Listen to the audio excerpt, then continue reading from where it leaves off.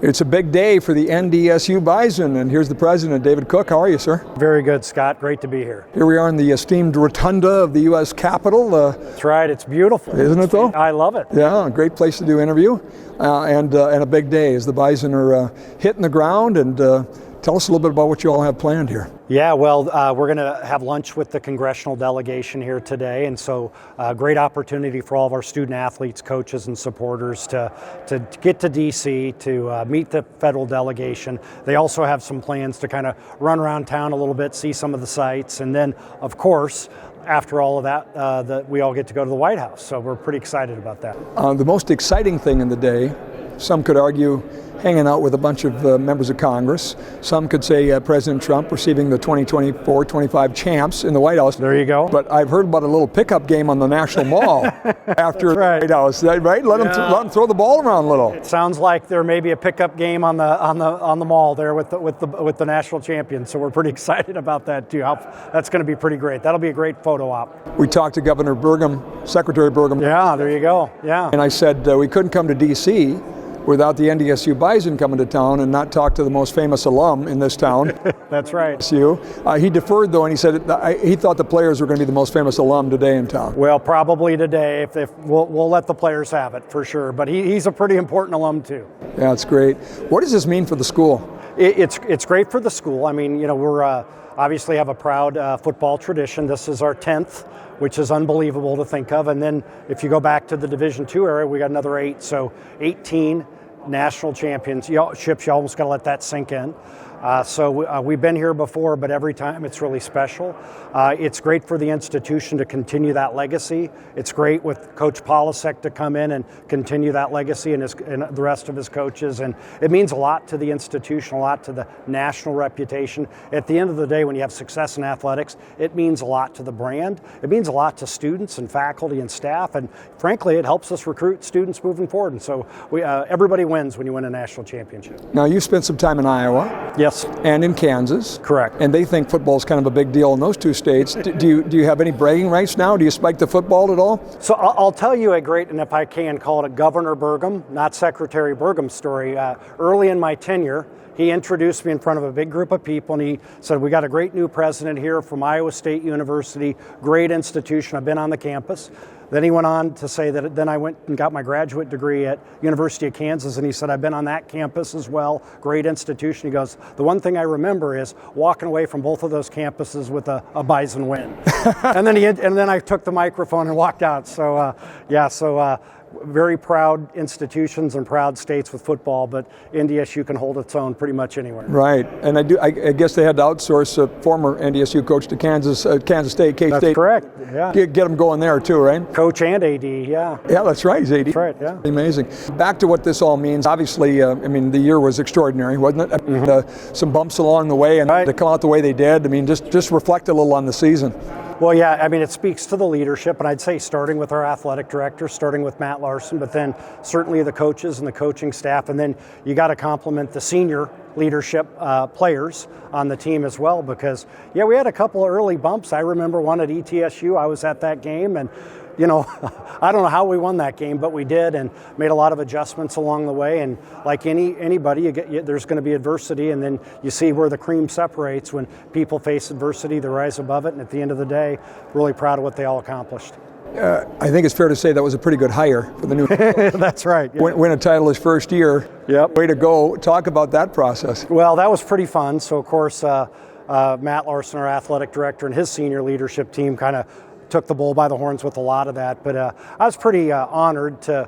They approached me and said, "Hey, I think we got a pretty good candidate," and so we sort of covertly headed out to Wyoming and checked out this coach and Tim Polasek, and got to be involved with the interview process there. And it's just one of those people you meet. They got an aura about them. You can tell they're a winner. You can tell they're a leader. And very early in that process, knew that we had our guy. Yeah, that's pretty amazing. Yeah. Getting that right is important. Right? Yep. Just help us understand from your chair as NDSU how much that football program means to so many, and what kind of pressure there is at that spot. Yeah, you can't take it for granted. These are huge shoes to fill. And it's an incredibly important hire to continue again with the legacy, but to make sure that we keep winning and keep our brand out there. And so really proud of the accomplishment in bringing in someone like him who, I got to tell you, love what he does and what his coaches do about, honestly, the student athlete. The student comes first, how they engage with the campus community, how well they do in the classroom. And our student athletes, football and beyond, outperform the student body when it comes to GPA, and then it's incredible what they do with community engagement and all the fundraising they do. And so it's a big decision. It means a lot to the institution, and we got it right.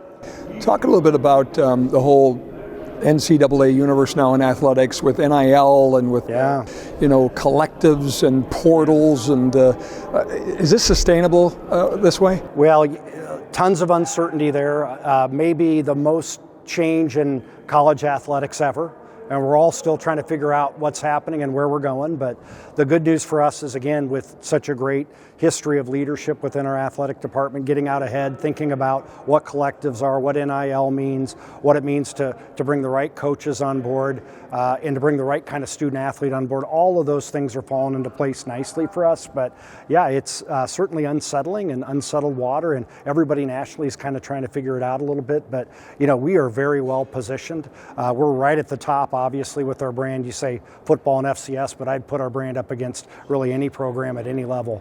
And that goes a long way, especially when you're in tumultuous times. And you can't opt out, right? If you want to continue with that level of quality program, you've got to play the game. So right. You feel like NDSU, whatever ends up happening, if this is the landscape, you'll compete in it. We'll compete in it, and we'll play anybody, anytime, anywhere, any day. So pretty cool. Let's talk a little bit about the institution in general. Sure. You've been I think a real leader in sort of reforming the whole process and say we got to run this like a business.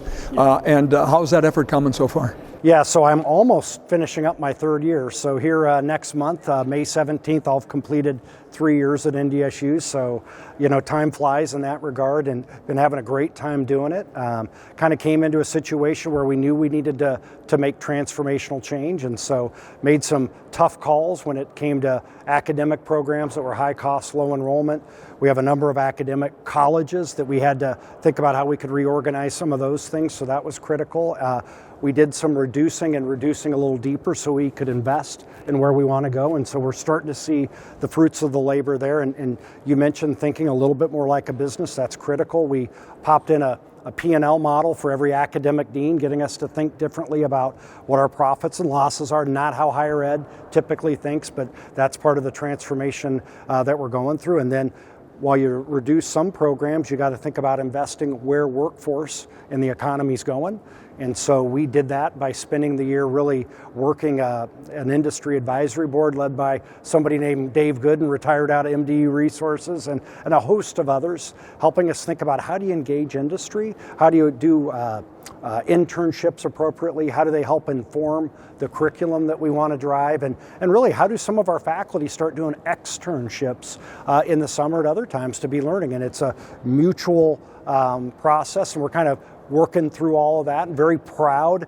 A real team effort, hard work, but it's starting to pay off. I'm real excited about next fall. How's it being received by the faculty? Sometimes that could be a little bit of a disruptor for them and taking it well? Change is hard all around. It's not just faculty, it's staff and students and leadership, and we're all learning together, and you're going to have good days and bad days, but I'll be honest with you, I feel really good about where we're at right now. We're knocking the ball out of the park on a whole lot of levels, and that helps. So we're here in Washington, D.C., but yesterday I met with our federal delegation, talking to them about, research and how, we're at all-time highs with research expenditures. Our federal delegation does a lot helping us, with, identifying where the opportunities are, and we're very proud of that.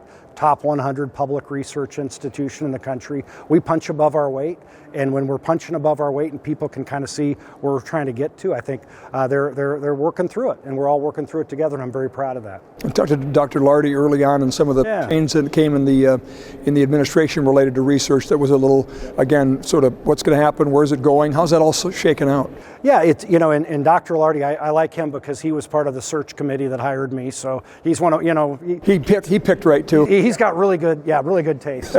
No, he's a real leader in agriculture, obviously our vice president for agriculture at NDSU, very well respected across the state, and what's happening federally around research. Again, lots changing, and that's why I'm here. That's why we're here talking to our leaders to figure out what's happening now, what's happening tomorrow, to make sure that we're advocating for our institution and make sure we're going to continue to be successful in the research space. Talk about the legislature a little bit. We talked early on and your goals. How are things going? Yeah, so we're getting close.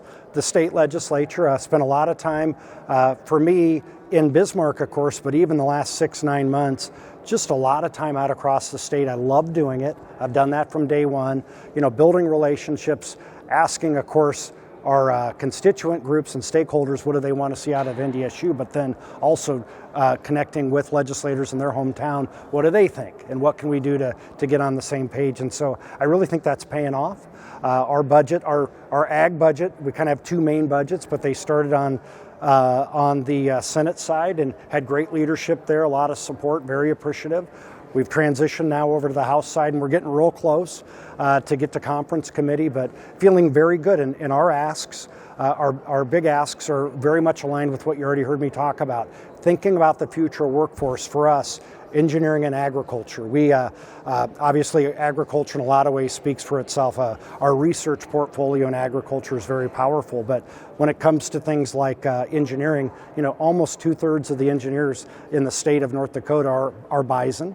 About 1/5 of our alumni are engineers, believe it or not. So they mean something to our institution, and moving forward, we want to really invest in those areas. But then also on kind of the pharmacy, allied science, health side, we have the largest nursing program in the state. We have nurses throughout North Dakota. We got great relationships right in Fargo, but we got a great program in Bismarck as well. And so really trying to push to make sure that we're aligning those efforts with the workforce in North Dakota is critical, and feeling pretty good, knock on wood, but we're almost done. We'll see how it ends up. What role do you see NDSU playing related to the data centers, to the energy need? I know you're powered by coal. Big announcement yesterday at the White House for coal country. So I don't know how many people know that, but NDSU is powered by coal. Yes, we are. Yeah. So is that a space you see NDSU spending more time in going forward? Well, certainly on the data center side, there's lots of opportunities there. I was just talking about engineering, but computer science, and then on the AI front, we're very proud of what we're doing there, and frankly, those are some of the areas that are growing for us when it comes to enrollment. So we certainly see huge opportunities on that front, and lots of good conversations happening, and certainly that's going to be the future of North Dakota, and I think we're going to play a big part in all that. I haven't done this for a long time, but am I doing it okay? You're pretty good, but we'll let it slide. All right, sounds good. Governor Burgum taught me that over the years, so there we go. There you go. Go Bison. President Cook, thank you. Appreciate it, sir. Thank you for the time. You bet.